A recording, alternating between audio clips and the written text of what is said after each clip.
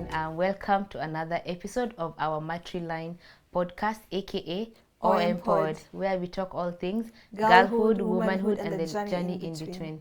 So my name is Doris Pony. And my name is Achomatem. So today we're going to be talking about black tax. Yes, black tax. So we want to talk about like the family pressures, financial pressures, family responsibility, and the emotional stress that we feel. So like it's something that we need to talk about because I feel like Nikki too, it's been there and we continue romanticizing it and we continue like making it normal and it's not normal. So let's call it black tax. So you know what tax is? Like kulipa kitu kidogo. Like if you're earning like $100, like 5% is taken every month by the government. So now black tax is more of it's your family taking. They're taking something from you. Sometimes it's out of obligation. It's out of love, but sometimes it's like force. I don't want to say force, but it is force. You want to give an example of black tax? Like for example, that you've experienced or you experienced personally. Yes. Okay. One example of black tax, which I feel like many South Sudanese can relate with, is paying your your siblings' school fees. It's not an obligation for me as a firstborn or as an older sibling to pay my younger sibling's school fees, but it has been normalized so much so that the oldest sibling, it's hard for them to progress because they have to take care of their younger siblings. So that's one example of black tax. For me, it's okay if the parents are not there, are diseased or they're unable to work, but some parents are fit to work. In fact, they're working, but their money is for their women, their wives, concubines, their wives, but they neglect their own children. So one example is that. For me, the one I've personally experienced is paying for my cousin's school fees just because one parent decided to neglect their responsibilities. So that's the black tax that I've been doing, paying for cousins. And then another way that I've been affected by black tax is if they see me as a single woman who is working, they're like, her money is our money. Please pay for all the children's school fees. So mine has been just in the form of supporting relatives by paying for them school fees. If there's any emergency, you step in. So for me, my problem with all this black tax is that some people feel like it's their right. Entitlement. They have this entitlement mentality, and it shouldn't be like that. Just because I don't have my own kids or my own family to take care of doesn't mean that my money belongs to you. I have the discretion to choose whether or not I should pay for your other responsibilities. That's true. Okay, what I've experienced is almost like what you've said, supporting relatives. And sometimes these relatives will even find they're not grateful. Like, you can help somebody, but until when? Yes, we love you and all that, but still until when? What if, God forbid, I die today? Who continues taking care of your kids? There's this meme somewhere. Maybe if we get it, we're going to put it on the screen. It says that there's a relative chilling somewhere, making children for you to support. I think umeona I have a cousin who I think I could be number 5 or number 6, and then he's not working. The wife sells tea at the roadside, and every year it's like they continue producing. And then it's like I have a sister, I have my cousin, so they look up to us to pay for this kids' medication, food, schooling, and all this. And I feel like, okay, like what's your plan? Nikuleta tu watu kwa hii world. The other thing is what do I say? This thing. And just sorry to cut you short. And they feel like this whole family planning thing, they feel like it's a Western concept. But the Western did that because of such problems, you see. That's why they don't suffer black tax. It's Africans who still suffer black tax. Yes. And even like before I got married, I also had that issue, like what you were talking about. They're like, she's working, what is she doing with her money? Just because you don't have a husband and kids. But I feel like you have so much you're doing. Like, first of all, going to school is not easy. We used to wake up at 5 in the morning, read and understand things. Like, you gave your all, but still, saa mtu anataka kuja kukula the fruits of your labor. Someone who did not contribute to your upbringing. And then some of my uncles even used to discourage my dad, saying, why are you taking girls to school? You know, you're wasting money, they'll get married. And are the same people here asking you for money, blowing up your phone. Like, umai pigiwa simu back to back. Yeah. Like, it's like you have somebody's liver or something, kidney. Yeah. How do you feel when they call you? Because they like calling like 6:30 a.m., 7. So for me, sometimes actually certain calls get me anxious. They really make me anxious. When I see a call from Uganda, from Kenya, okay, my Kenyan people are decent. They don't disturb me. But any call from Uganda, hi, my heart starts racing. And because I'm like, this is yet another demand. God, is it something I can give? And for me, I'm a generous person. So I really struggle mentally with saying no to them. So I tend to give, but I've learned a way of coping about it. Maybe later we'll discuss how to cope about the black tax demands. But generally those calls, first of all, why are you calling me at 7:30 a.m.? Why are you calling me at 6:30 a.m.? You know? Or late at night, 11 p.m., 12. Please. First, late night calls or early morning calls, they should be reserved for emergencies only. Yes, or if the closeness, the level of closeness. Yes, exactly. Yes. And what pains me most at home is these people, they don't talk to you all year round, or they don't check up on you.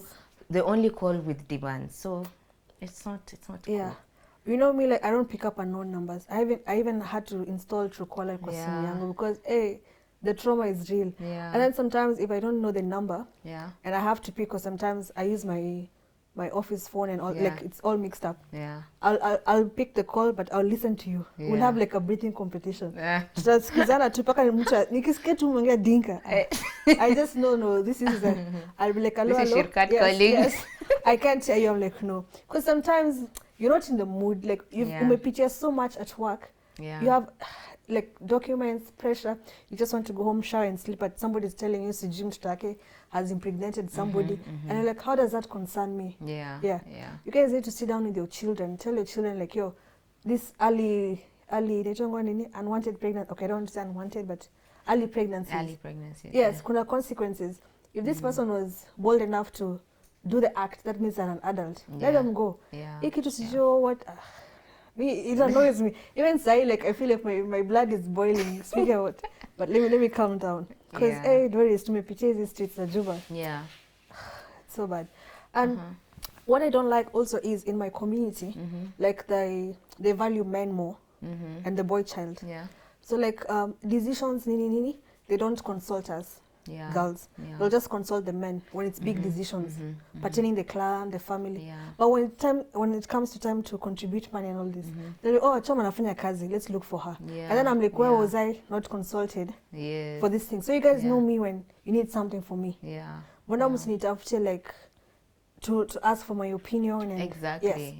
So sometimes I feel like it's a double standard. They should consult you, or at least, you know, they come to you last minute when things are bad. But if you involve us in the process, or involve us in your children's lives at an early stage, maybe they will not have had those mistakes in the first place, you know. But we are always being called for emergencies, and I feel like sometimes that's how people in diaspora feel when they receive calls from Africa. They're like, even if you're innocently calling to greet, so they think you're calling with demands. My friend from Australia tells me when they see a high on Messenger, that's like $100 already. So I'm feeling like, hey.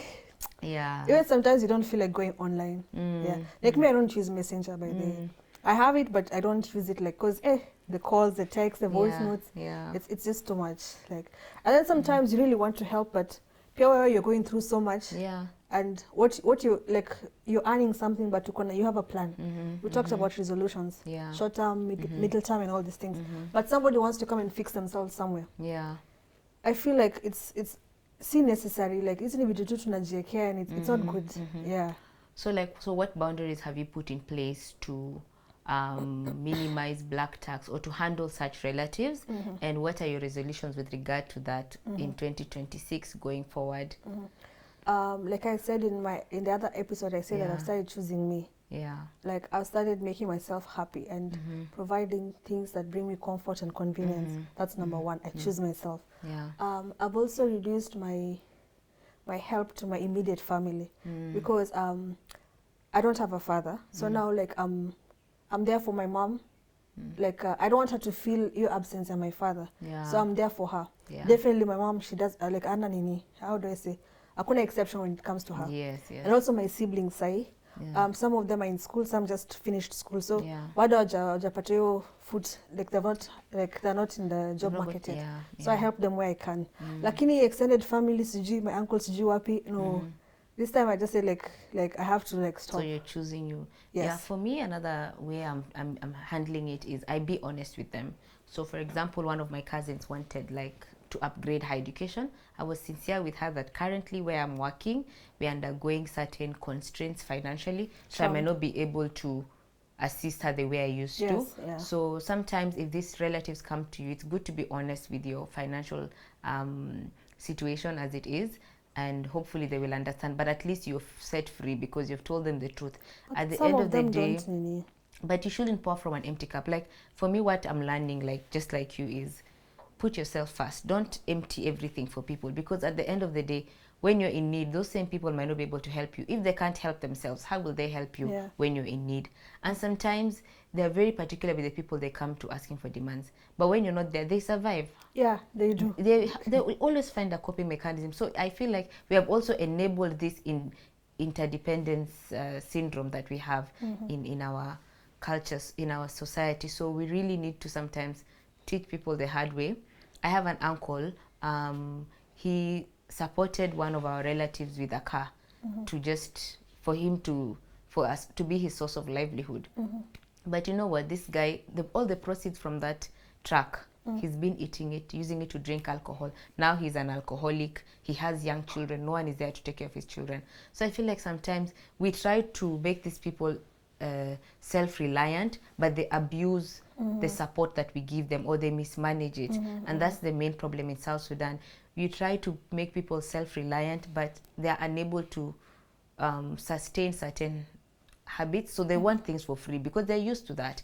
Over the years, you know, we are a refugee producing country, so we are used to handouts so much. Yeah, UN and tie-in and all these things. Yeah. There's also this thing where our people, they feel like money is like it's bigger than assets. You know, I have relatives who have cows, they have goats, they have chicken, they have like all sorts of things, but they still come to me. Me, when I don't even have one single cow, but for them, they feel like I'm the one who has it all. Yeah. But honestly speaking, in terms of your assets, he's even more richer than me. Yeah. I have my uncle, he's late now. Yeah. There was a time he was sick. He was very sick. And then I didn't have money on me. Yeah, so I told him, hey, uncle, you're clearly not feeling well. Just sell one cow. Yeah. And then treat yourself. You'll be strong, and then you can even buy it back. He's like, no, it's an abomination and all these things. And then I got so frustrated because I'm like, he was really sick. Yeah. Like, it's somebody who is like, you're sitting on a gold mine, and you don't want to treat yourself. Yes. So me in my mind, but I didn't tell him. I was like, now, God forbid, if you die now, we're going to use the same cows unakata for your bika. For real, but it's the truth. Yeah. So people are like, why you say like that? That's not good. But it's actually the truth. You told them? No, I told some of my, but I didn't tell him, but I told some of my cousins. Because I'm like, you guys convinced our uncle. Like, let's use the cows he has and akata. Like So I feel like we need to see like, how do I say it? Unaweza kuona earn like $200 per month, but this guy has like cows, but hiyo 200 yako anataka kukula ndani. So I don't know how we can educate our family and our communities on that, because it's really hard. Like, I feel like, so one thing we need is financial literacy. We are lacking in that, and people don't see, we're not good at investment, we're not good at business, we are consumers. You know, we're used to consuming and we're used to handouts, so we really need a lot of financial literacy. So like, for example, this issue of January, if you had budgeted in December, if you know that January comes, school fees is coming, but yet people complain a lot in January. Yes, year after year. Yes, we can't be like year after year, in January. Seriously? Do better financial planning, do better budgeting, and Savvy Gorilla actually has a tool for that. Yeah, we have a ledger. It helps you like set your budgets. It also helps your transactions, your income, your expenses. At least you know, it even visualizes it. It has graphs and all that. It helps you keep track. Yeah. I feel like that would really work, but you see, Doris, again, inataka literate people. Because again, taking it to the grassroots and all this, to our uncles who keep calling us, and it will take time, but I feel like it will still, no, for those people in the grassroots, definitely they need more awareness. You need to teach them how to turn their cattle, their livestock into profit. Even the farmers, like I come from a farming community, we need to teach them how to turn their subsistence farming into cash crops. Cash crops. Yeah, but Yeah. from subsistence to make it into a livelihood and to an income generating for profits. Yeah, but it starts with awareness, number one, in the villages, and then for those who are educated, now we need financial literacy, where you need to now utilize tools like track your income and expenditure daily. Actually, one of my resolutions in 2026 is to track to the latter. You call me mean, call me stingy, but I'm trying to fix my finances too. And also I'm going to set like a limit for black tax. Yes. That limit, if I reach that limit for that month, because normally I set a limit, I've been doing it, but I exceed, because some things are emergencies. You cannot predict death, you cannot predict sicknesses. Yeah. So I feel like, yeah, as much as possible we try to set a limit, but for unavoidable circumstances we can bridge that. But to the extent possible this year, I need to be better, because I really need to grow my finances. Yeah, that's true. And yeah, hopefully we can just, I don't know, if somebody could just do research on this black tax, akuje like, I don't know, recommendation, because ni kitu imekuwa ikikula watu akili. You know, you can be having a headache for 2 weeks, you go to the hospital, you check everything, no malaria, no typhoid, no infection, but you have like uko na ugonjwa, and it's just these small emotional stressors that make you sick. So yeah, we'll try to do that. Like try and say no to black tax. I know it's very hard, but yeah. And also I thought getting married will get easier. Now the in-laws have also added to the mix. So kitambo akisema you're a married woman, what are you doing with your money? Now it's not even like you're married, you have your it's like now she's our wife. Now you have your family, your private, nuclear family, and now you have your in-laws. My mom has suffered that black tax for a long time, but this is a discussion that we cannot exhaust in one episode, but we definitely love to hear from you. Like, have you suffered black tax, and how are you mitigating black tax? What boundaries have you set in place, especially with our people in the grassroots? But all in all, we don't condemn them, but we want to teach them to be self-reliant. And that's how I look at it, to teach people to be more self-independent, so that we all grow together. Thank you for watching. We'd like to thank our sponsors, Lux Beauty. We'd also like to thank Motherland Entertainment and Motherland Academy, Savvy Gorilla Technologies, BME, and Kids Corner SSD. This has been our Matriline podcast. Please follow us, like us on all our social media platforms, and keep those comments coming, and your feedback is much welcome. Thank you. Bye.